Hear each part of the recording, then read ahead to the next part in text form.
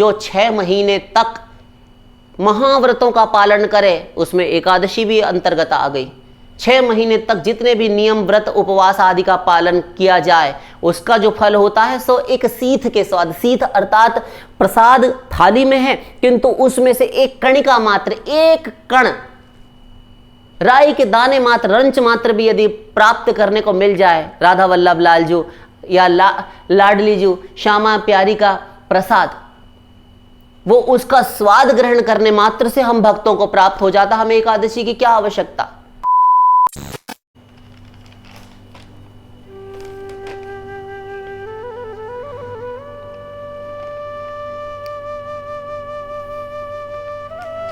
एकादशी करने का बहुत मन होता है, किंतु प्रसाद का अनादर न हो, और ऐसा लगता है कि अनादर ना हो, इस वजह से उपवास करने से एक मन व्यथित है, मतलब कि मेरा जो है उपवास करने का मन होता है, किंतु प्रसाद का अनादर ना हो जाए, इसलिए मुझे भय लगता है।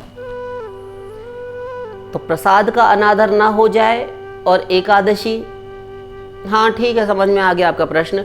और मन बड़ा व्यथित रहता है, इसीलिए कि मैं क्या करूं क्या ना करूं, असमंजस दुविधा की स्थिति में है, मार्गदर्शन करें। क्या एकादशी आवश्यक है वैष्णव होने के लिए, ये प्रश्नकर्ता का प्रश्न है। ठीक, देखिए एकादशी के प्रति आपकी इतनी भारी श्रद्धा है, इतनी भारी श्रद्धा है, और उसके लिए सबसे प्रथम तो आपको प्रणाम नमस्कार है, क्योंकि एकादशी जिस प्रकार से भी हो वैष्णव को करनी ही चाहिए, वैष्णव मात्र को। हमारे शास्त्रों में तो यहां तक आता है कि प्राणी मात्र के लिए एकादशी का व्रत है। अत्यंत आदर भाव से आपको हम नमस्कार करते हैं। और क्यों ना हो, गौड़ीय हो अथवा कोई भी संप्रदाय हो, सभी का जीवन सार सर्वस्व एकादशी है। इसके समान कोई व्रत ही नहीं है, और ना कोई नियम, ना कोई उपवास एकादशी की समानता कर सकता है। वैष्णवों का प्राण है एकादशी व्रत, प्राण। वैष्णव भागवत जनों के जीवन का अभिन्न अंग है एकादशी, यदि यह भी कहा जाए तो अतिशयोक्ति नहीं है।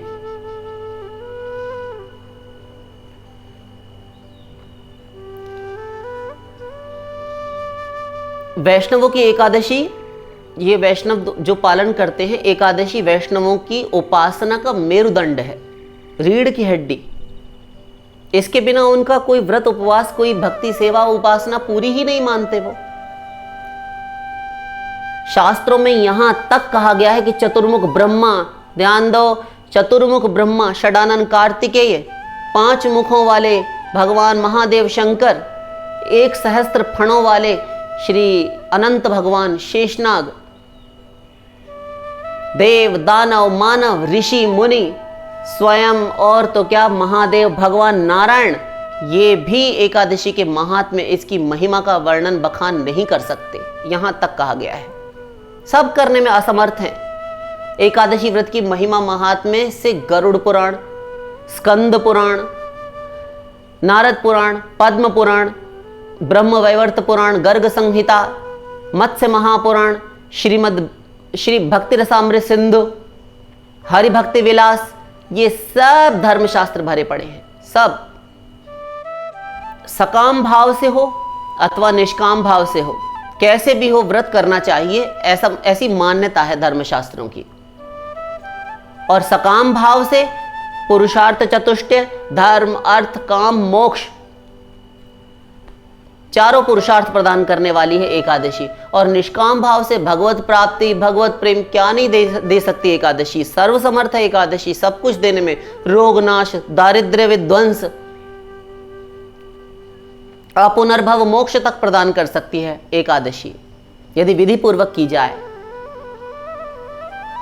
महात्मा पांडव, विदुर जी, महारानी द्रौपदी, प्रहलाद, रुक्मांगद, विभीषण, अम्बरीश आदि सभी महाभागवत जितने भी भक्त हुए हैं, उन सब ने एकादशी की महिमा गाई है, व्रत किया है। प्रेम की ध्वजा फहराने वाली सर्वोच्च कक्षा की महापुरुष,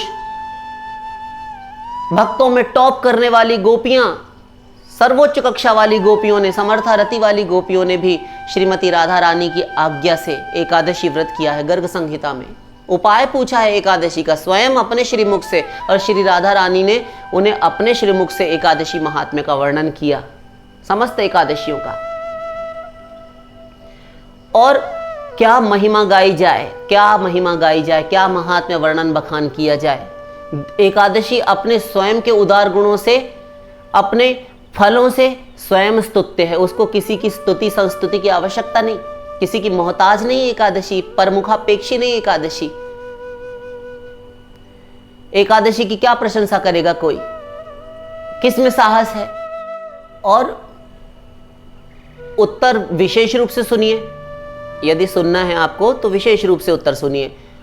हमसे प्रश्न किया है तो हम शास्त्र सम्मति देंगे, किंतु अपना कुछ नहीं बोलेंगे, अपना कुछ नहीं बोलेंगे, शास्त्र सम्मत ही उत्तर देंगे। और कुछ महापुरुषों, भगवत भक्तों, संतों, गुरुजनों, शास्त्रों की कृपा से जितनी भी, जो कुछ भी हमको यत्किंचित ये बुद्धि प्राप्त है, तुच्छ बुद्धि कहें, अल्प बुद्धि कहें, जितना हमें अक्ल है हम उतना बोलेंगे। हम इस विषय में ज़्यादा कुछ नहीं कहेंगे, किंतु बोलेंगे संतों का चर्वित चरवण और शास्त्र के अनुसार जो गुरुजनों से प्राप्त है। जितना आज तक समझ सके हैं वह सिद्धांत उतना ही बोलेंगे। शास्त्र से ही शास्त्र की बात को हम काटेंगे, संभल कर बैठना आप। और ये किसी एक व्यक्ति विशेष के लिए नहीं है कि उन्होंने प्रश्न किया इसलिए हम उन्हीं के लिए बोलेंगे, सबके लिए है ये। इतना प्रवचन, इतना ये सुनने के उपरांत आपको कोई शंका एकादशी के विषय में नहीं रह जाएगी कि हम क्या करें और क्या ना करें। इतना सुनने के बाद जैसा आपको समझ में लगे, उचित जान पड़े, आप वैसा कर सकते हैं। शास्त्र से ही शास्त्र की बातों को हम काटेंगे अभी, किंतु जो एकादशी उपासक वैष्णव जन 4 संप्रदायों में से हैं, ध्यान दो, 4 संप्रदाय, निम्बार्क संप्रदाय, रामानुज संप्रदाय, रामानंद पंथी हैं, ये वल्लभ संप्रदाय, जो भी संप्रदाय हैं, ये गौड़ीय संप्रदाय के हो गए। ये सब संप्रदाय वाले जो भी हैं, ये भागवत जन अन्यथा ना लें तथा हमें हमारे अपराध क्षमा करेंगे, ऐसी हम आशा करते हैं कि अपराध क्षमा करें। हम किसी की श्रद्धा को ठेस पहुंचाने के लिए, उन्हें मर्माहत करने के लिए, किसी की श्रद्धा को आहत करने के लिए कुछ नहीं कहेंगे।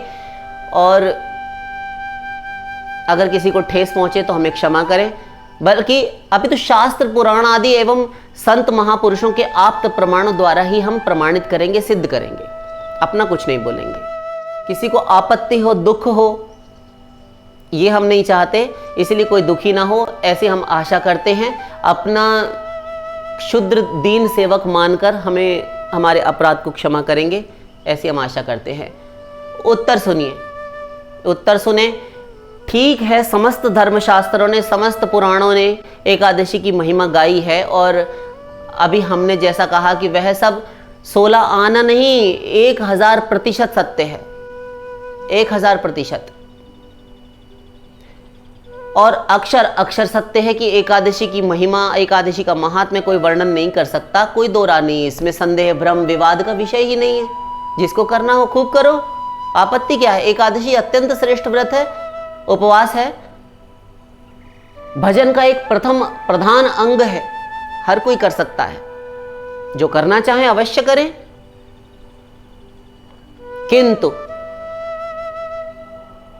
किंतु शास्त्र तो बहुत कुछ कहता है, शास्त्र तो बहुत कुछ कहता है।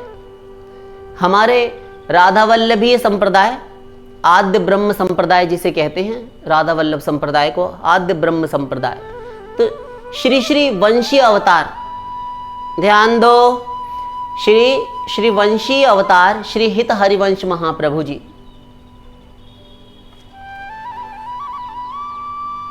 इन्होंने कोई विधि निषेध नहीं माना, इन्होंने कोई विधि निषेध माना ही नहीं। भगवत सेवा में, भगवत प्रेम में। अब कोई करे आचार्य आकर उनकी खिलाफत, है कोई जो उत्तर दे सके? प्रति उत्तर कर सके, कोई भी हो जो उत्तर प्रति उत्तर कर सके, उनसे मुहामुही कोई विवाद बहस छेड़े कि नहीं हम हित हरिवंश जी की बात नहीं मानेंगे, हम राधा वल्लभी संप्रदाय को नहीं मानते। कैसे नहीं मानते, क्या कमी है कोई जो साहस रखता है बोलने का? कोई नहीं। और बात यहीं पर समाप्त नहीं होती, यहीं पर समाप्त नहीं होती बात। आगे आगे सुनिए, जितने शिष्य प्रशिष्य उपशिष्य होते गए, अद्यावधि आज तक जितने होते गए, उस संप्रदाय के जितने भी आचार्य परमाचार्य हुए, जितने भी एकादशी के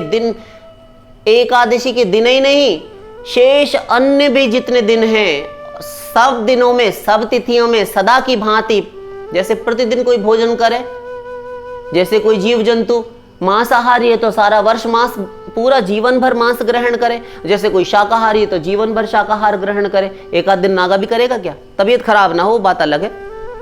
ऐसे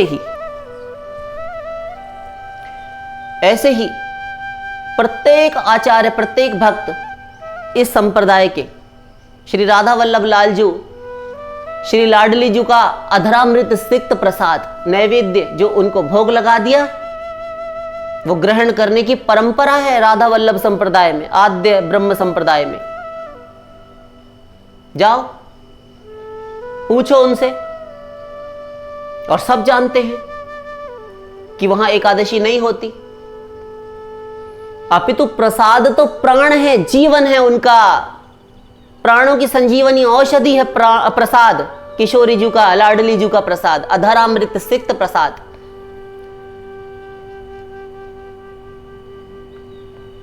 साखा जमुना हरि लीला षटकर्म प्रसाद पान धन रास।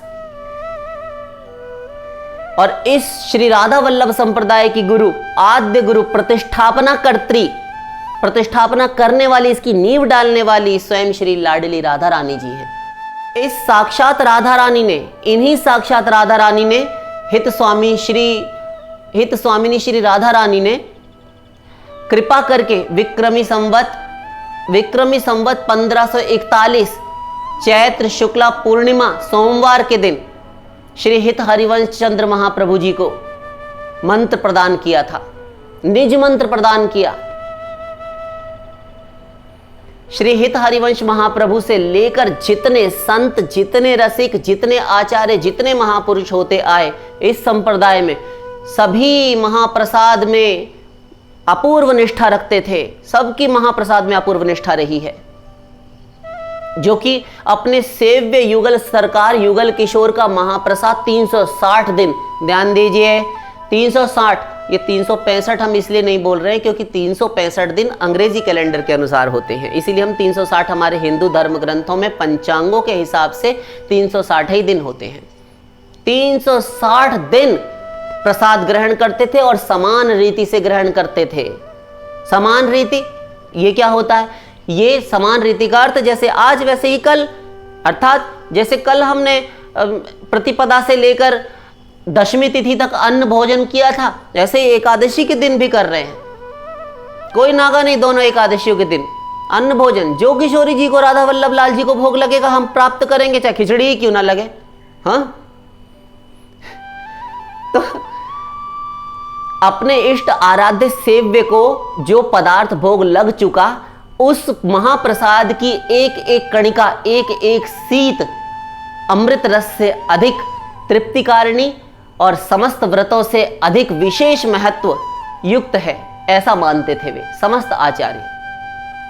इसमें सभी दृढ़व्रती थे, सभी दृढ़व्रती, इतना दृढ़ नियम उनका कि उनकी निष्ठा डांवाडोल नहीं होती थी। इस हद तक दृढ़ थे कि कोई इस महाव्रत में महाप्रसाद ग्रहण करने के बिना रह ना पाए, और प्रसाद 12 मास 360 दिन समान रूप से ग्रहण करते थे लगातार। ये महाव्रत उनका कि 360 दिन लगातार हम महाप्रसाद ग्रहण करेंगे, ये महाव्रत, एकादशी व्रत नहीं और कोई व्रत नहीं। क्यों व्रत रखें? और एक चीज और, स्वयं तो रखे ना, दूसरा कोई आए तो संतों को भोजन इत्यादि, क्योंकि संत, सब संत एक दूसरे का सम्मान करते हैं। कोई नूतन संत कभी आ जाए, जैसे वैष्णवों से वैष्णव मिलने जाते हैं, आप सब जानते हैं, तो कोई नूतन संत यदि आगमन हो जाए तो उनको प्रसाद पवाएंगे ना आपस में कि किशोरी जी का, हमारी लाडली जी का प्रसाद है, तो उनको पवा रहे हैं। तो वे कह दें कि हमारे एकादशी हम नहीं करेंगे, तो उनके लिए फलाहार इत्यादि की व्यवस्था बंदोबस्त कर दिया। तो वे खाने बैठे, अपने लेकर जो अन्न इत्यादि का भोग प्रसाद लगा उनको वो कर दिया, क्योंकि साधु संतों का निरादर तो करेंगे नहीं, चाहे किसी भी धर्म के हों, किसी भी संप्रदाय के हों, सब सम्मान करते हैं, सबका आचार्य सब एक है। ये आप भेद मत कर लेना, ये दिमाग में, खोपड़ियों में दिमाग अलग अलग है, सब अपने अपने बवंडर मचाए हुए हैं कि वो संप्रदाय संप्रदायवाद का रोग फैला रखा है। कोई संप्रदाय अलग अलग नहीं, सब प्रियालाल जी के, सब राधा वल्लभ लाल जी के, सब राधा कृष्ण के, सबके ठाकुर ठाकुरानी, सबके लाडली लाल हैं, सब उपासना तो प्रभु ही की कर रहे हैं ना। फिर एक ये अलग सड़क आई, वो अलग सड़क आई, लेकिन एक मंजिल, एक लक्ष्य, आपस में लड़े रहते हैं, मार काट मचाए रखते हैं संप्रदायवाद। अरे प्रेम करना है, बस बात खत्म करो। तो वो संत जी को प्रसाद ग्रहण करवा दिया फलाहार इत्यादि का, और स्वयं उन्हीं के बाद में अन्न ग्रहण करने बैठे, अन्न प्रसाद जो भोग लगा है राधा वल्लभ लाल जी को। तो जब वो आपत्ति जताते थे, कोई संत जो नए आए हैं उनको पता नहीं, तो वो यदि आपत्ति जताते थे कि नए संत अगर आए और एकादशी के दिन महाप्रसाद पाते देखकर मन में शंका उठी उनके कि ये क्या कर रहे हो, तुम तो इतने बड़े राधा कृष्ण के भक्त हो और तुम जो है आज के दिन अन्न भक्षण कर रहे हो, तो वो तुरंत कह देते थे, तुरंत कह देते थे क्या कि हम कहते थे कि हम राधा वल्लभ लाल जी के भक्त हैं, हम राधा वल्लभ लाल जी के भक्त हैं, एकादशी के नहीं। श्री राधा वल्लभ लाल को हो भावतो चेरो, राधा वल्लभ कहत सुनत ही मन न नेम जम केरो, राधा वल्लभ वस्तु भूली हो कियो अनत नहीं फेरो, राधा वल्लभ व्यास दास के सुनत वचन दे टेरो। फिर से हमारी जीवन मूरी प्रसाद, हमारे जीवन की संजीवनी औषधि मूली अर्थात एक औषधि, ये महाप्रसाद है। अतुलित महिमा कहत भागवत मेटत सब प्रतिवाद, जो षटमास व्रतनि कीने फल सो एक सीथ के स्वाद। जो 6 महीने तक महाव्रतों का पालन करे, उसमें एकादशी भी अंतर्गत आ गई। 6 महीने तक जितने भी नियम व्रत उपवास आदि का पालन किया जाए, उसका जो फल होता है सो एक सीथ के स्वाद। सीथ अर्थात प्रसाद थाली में है, किंतु उसमें से एक कणिका मात्र, एक कण, राई के दाने मात्र, रंच मात्र भी यदि प्राप्त करने को मिल जाए, राधा वल्लभ लाल जी या लाडली जी, श्यामा प्यारी का प्रसाद, वो उसका स्वाद ग्रहण करने मात्र से हम भक्तों को प्राप्त हो जाता। हमें एकादशी की क्या आवश्यकता। जो षटमास व्रतनि कीन्हे फल सो एक सीथ के स्वाद, दर्शन पाप नसात खात सुख परसत मिटत विषाद। ये इसके प्रसाद के दर्शन मात्र से पाप नष्ट हो जाते हैं, और जिसको प्रसाद को स्पर्श करने से, इन हाथों से, अंगुली दलों से स्पर्श करने में सुख प्राप्त होता है, और खाने में सुख मिलता है, और स्पर्श करने से और परोसने में विषाद मिट जाते हैं।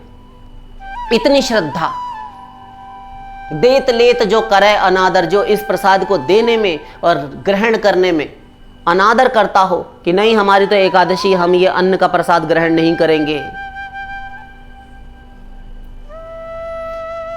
सो नर अधम गवाद, वो अधम है, नीच है, पतित है, भ्रष्ट है, ऐसा कह दिया।